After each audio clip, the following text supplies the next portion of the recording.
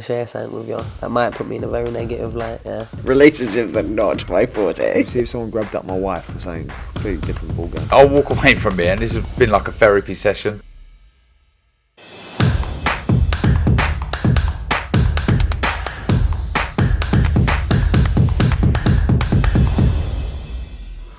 Razabani for IFL TV, proudly sponsored by Everlast. We're here finally. It's fight week. It's a historic event. Shields, Marshall, Ben.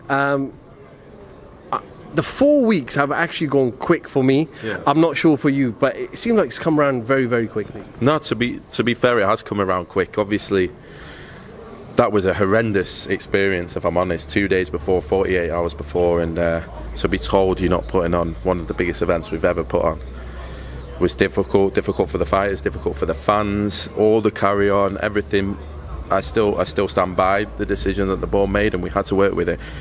So to get it 4 weeks later and get all the fighters on board and get the venues on board, people maybe don't understand how difficult it is to keep the fight. You know, they were cutting weight. They were weighing in on the Friday, and then 2 hours before the weigh-in, it's gone, and that was difficult for the fighters.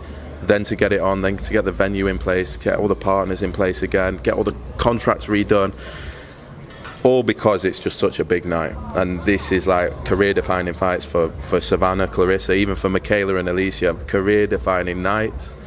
Caroline Dubois, Carrie Sartingstall, Lauren Price, Shannon Ryan, Ebony Jones, Georgia O'Connor. This is everything to them, everything that they dreamed of. And to get it back on, it's incredible. And I think actually it's grown in scale. We've seen it in the sales, we've seen it in the broadcast interest. It's grown and grown and grown, and we're here, and I'm glad and I'm relieved and I'm tired, but I'm happy. I know we met up earlier in that week and we were just having a little quick catch up, but Saturday's date of the 15th is actually scheduled to be your Boxer Series in Leeds. Yeah. So you provisionally cancel that and book this show, but were you confident that you were going to get the venue for that date? Were we confident we were going to get the O2? No. I mean, we got indication that there was potential they could move things around. Luckily, the O2 gave us a confidence that we would have an option.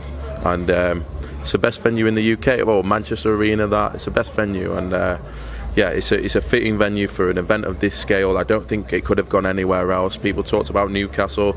Of course, we could have sold out Newcastle, but this is an international event. This is a spectacle. This is massive for the sport. This is not just women's boxing. This is boxing. This is a huge moment. And with everything that's been going on, this is a massive achievement for boxing. That there's even possible to put on a women's night of boxing. People will tune in on Saturday night and I think be amazed that it's only women on the card, that it's sold that well, that it's that big a deal. But it's because the fights, and particularly Savannah Clarissa, it's a generational fight. Were you confident that you'll be able to move not just the main event but the whole card and every single fighter onto this new card here on the 15th? What gave me confidence with the fighters, in the sense they could have, maybe in the men's sport, I don't know, maybe there's more ego, maybe there's other things, but they're fighting for them. They're fighting for their sport. When they turned over, all Michaela, Alicia, Clarissa, Savannah, never could have dreamt that they would be on these bigger cards, being paid these big purses. Like, that's incredible. And I think they had a dream to fight. They didn't turn over to make a lot of money. Clearly, there wasn't even a sport. It wasn't even developed. So to be here now, they're just grateful. And so they gave me confidence that we could still make it happen, and we did. And it's a great feat for us. It's a massive achievement from a promotional perspective. But obviously, you've got to have the fighters on board, and they've all committed to it, and fair play, and they're all back and ready to go. Some people feel that Savannah might be advantaged because Clarissa went back to the US, so she left the UK time zone back to US for 3 weeks and only came back to the UK a couple of days ago, so she might not be fully 100%. I was just discussing with Mark Taffet and Dimitri Salita, and I will say that Clarissa looks even better than she did the first time. I think she's grown in confidence as well. Yes, she's had the travel, that's always going to play into it. Savannah's even more confident though as well. I think what you've got with this fight is two fighters that are so convinced they're going to win on Saturday night. So convinced. There's not an ounce of doubt in either of their minds. that's what makes this so special, because they're both coming with different game plans. I think for Savannah it's been beneficial because, and Clarissa, to be honest, they'll have never experienced a tension like this for a fight that they're in, and they got to experience that on fight week. I think they understand it now. They understand what's going to come. I think they're both comfortable with it, and it's going to make for an even better occasion. And yeah, you're right, Clarissa's had to travel, but she's a professional and she looks good and she's ready to go. I know the main event is something everybody's looking forward to, but also the chief support could steal the limelight with Alicia and Michaela. Yeah, incredible. I think they're two main events, aren't they? So to get them on the same card, it just increases it. Again, thanks to all the promoters, it doesn't happen a lot in boxing, and this is what can happen. You know, people say to me, "Why are you doing a women's night? How does that make business sense?" Sometimes you have to make decisions that you think are going to benefit in the long term, and that's what this night was all about. And we managed to get everyone on board with it. We managed to keep it free to air on Sky, not pay-per-view, and show it to as big an audience as possible. But yeah, that fight's an incredible fight, and both of those two together, they're special personalities, special fighters, and that is a monster of a fight. And I think that's what makes the card so special. That yes, you've probably got the biggest fight in women's boxing at the top of the bill, and that's an incredible fight, but you've also got something very special in chief support and right down the card. Well, we look forward to a great fight and great fights on Saturday night. I just want to go back last week. You're not the only one that suffered a month ago with your show being cancelled, but obviously Matchroom had a show cancelled last week. News came out Conor-Benn tested positive for a substance. I know you've done some stuff on TalkSport. Just what was your instant reaction when you heard that on Wednesday last week? It's difficult because whatever I say, it's just going to be leveled that you're in a rival promoter, you're a this, you're a that. But ultimately, I spoke on TalkSport before it was actually officially stopped. I'm glad it didn't go ahead. I think it was a terrible week for the sport. I'm not blaming anyone, but it was a terrible week for the sport, and terrible week for everyone involved. Sponsorships, broadcasters, people start to question their involvement, and almost glad it's over. It was difficult, and I think we have a responsibility. Everyone has a responsibility that's involved in the sport. Role models, promoters, fighters. We're in this together. We've got to make sure boxing grows and develops, and that was part of the reason we got involved in the sport. We do believe there's problems in the sport. We do believe there's all sorts of things in the sport that behind the scenes don't look good. But we are not from that background. I was a fan a few years ago. I don't have whatever people may think, the connections and the this and the that. We just want the best for the sport. We come in and sometimes we get a lot of, "You don't know how this works, mate. This is how it works. This is what you should do. This is what..." Oh no, don't worry about that. But you know it's not right.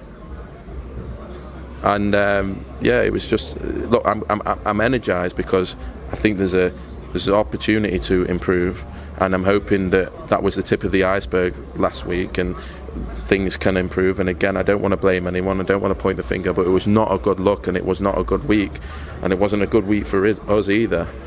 But moving on, we now have something to celebrate. We now have something that's never been done before. We now have something that can hopefully get out to as many eyeballs as that story did last week, and show that this sport is a special sport, and is full of role models and people that want to represent the sport in the best light and want to grow the sport in the best possible way. And I'm hoping Saturday night will do that. But yeah, it was difficult. I know we have to give Conor time. There's going to be a full investigation, so we can't say too much just yet, because he's going to go through a full lengthy investigation to find out exactly what happened. But some of the things that have come out is that the test was known a number of weeks before fight night. Should the show have been pulled way before we got into fight week? Why did it wait till 3 days before the fight? Because it was so unfair and unjust on the undercard of those fighters who clearly missed out on fighting. I don't want to comment. Honestly, I don't want to get too into it. It will all come out now. I'm glad it didn't go ahead, because it would have looked even worse if it did. At least the sport stopped it from happening, and the public opinion, eventually I think it was public opinion that probably stopped this fight. And yeah, I think now we have to just look at that. Hopefully there's investigations. Hopefully we get to a point where we understand what happened and things, and the sport can move forward. But again, I don't want to point the finger. People should just own up to it, take responsibility for it and move on. And hopefully this is the perfect week to move on from what wasn't great. The one person I do feel sorry for, if I'm honest, is Chris Eubank Jr. I spoke to him after the fight, and he's devastated. He did everything. I was involved in his last 2 fights. I know this meant so much to him. This was huge for him. Obviously a massive payday, but he'd done so much to get down to that weight, and against maybe advice that he was getting from his dad and other things, and he did it. So he's a one to feel sorry for, and I hope he gets his big opportunities again. And let's move on from that. There will be an investigation. Let's make sure that the sport moves on and develops. I mean, we had whether it's judging, whether it's regulation, whether it's doping, whatever it is, whether it's governing bodies, more light on it will mean that it can improve and mean that it has to move forward. And that's all I hope. I hope we look back on it as a pivotal moment for the sport, where there's a spotlight on what's not going right, and things are done about it. Chris has mentioned that he would like to fight Conor, but obviously that fight is definitely not going to happen next. You've got some fighters, potentially 154, 160. Yeah. Like to see Chris back on Sky? Love to. I mean, Liam Smith, I know, wants to fight more than anything. He's been asking for that fight. He was asking for that fight before the Conor Benn fight got made. We thought it was a natural thing. It's a great fight, that. But again, it's up to Chris. It's up to Wasserman what they want to do next with Chris. But I would urge him to get in the big fights. He's a popular guy now. People want to see him fight. He's done himself no harm. I thought he was unbelievable in the lead-up and how he handled himself during the week. He was the one person to come out with it with serious credibility, and he should use that now and get in some big fights. And I think Liam Smith makes sense. I do want to ask you about, obviously, Chris Jr.'s father's comments that he's made on The Fight Is Right about... He used the words, and I quote, "They wanted to murder my boy." And obviously quite tough, powerful and emotional words. What did you take from that? Look, he's upset. He never wanted that fight to happen. He never thought that it was made sense from a weight perspective. It got sanctioned, and they moved forward with it, and fair enough, but he'd never wanted it, in fairness. And look, I knew it's difficult for Senior. He has lost one son, which in the most tragic of circumstances. But again, I can't comment on that side of the fence. It was nothing to do with me. I don't want to point the finger. I know there's a lot of he said, she said at the moment. I just want to draw a line under it, and people should own up for it. And if they've made mistakes, apologise. Let's move forward. Let's genuinely move forward. The sport needs to move forward. I don't want to be in back and forth, and that's why I used to say, don't ask me about certain things. I don't want legal letters and lawsuits. I want to help grow the sport and find ways to do that, and that's genuine. And if we ever do something wrong, I hope that we'll own up to it and be responsible for it, and the sport can move forward. And hopefully that's what will happen now. And again, we've got an unbelievable night on Saturday night that I think should provide the perfect tonic to what perhaps happened last week. Everyone was getting excited. Joshua Fury, looks like that is not happening. Fury Chisora, looks like that's happening instead. Ben, got an appetite for that? I'd watch Tyson Fury probably against anyone. He's a huge entertainer. He needs a fight in between. We're all waiting for the unification. Derek's an entertainer. Why not? I mean, look, it's not the fight that we all wanted. At least Tyson's fighting. At least he's keeping active. I'd have loved to see Fury Joshua. I wish that happened now. I wish boxing would just get on with fights and make fights happen. Again, we had a lot of questions. Why have you thrown Joseph Parker in with Joe Joyce straight away? It's not even on your network. Because fights should just happen. And Joseph Parker now gets his opportunity again and things like that. And again, we're not saying we're perfect, but just make the fights. Anyway, at least Tyson's fighting. I do look forward to it. And I would have liked to see that fight, but hopefully we'll see it next year. Let's go back to boxer. Obviously, I know we got a show this Saturday. You got Natasha Jonas, November 12th, top of my head. How many shows before the end of the year? We've got November 12th with Dalton Smith, Casey Benjamin, great fight. Brad Ray, Fraser Clark's back against Kamil Sokolowski. Tasha Jonas again unifying. November 26th, hoping that Adam Azim will headline his first show for us, which is will be a big moment. London? In London.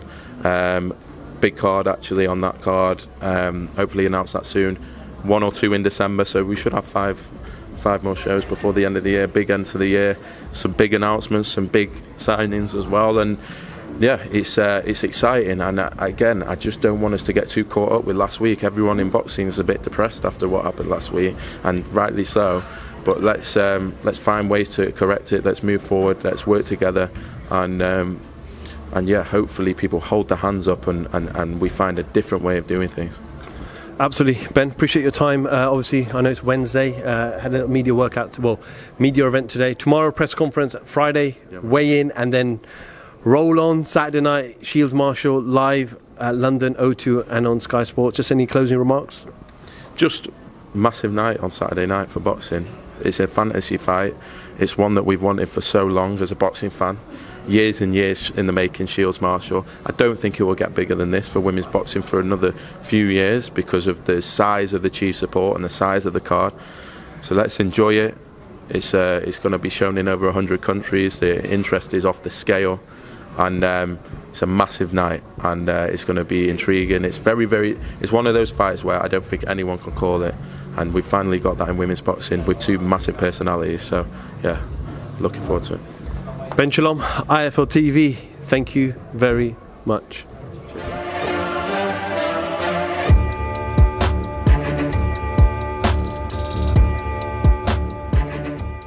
I'm going to share something with you that might put me in a very negative light, yeah. Relationships are not my forte. See if someone grabbed up my wife or something completely different ballgame. I'll walk away from it, and this has been like a therapy session.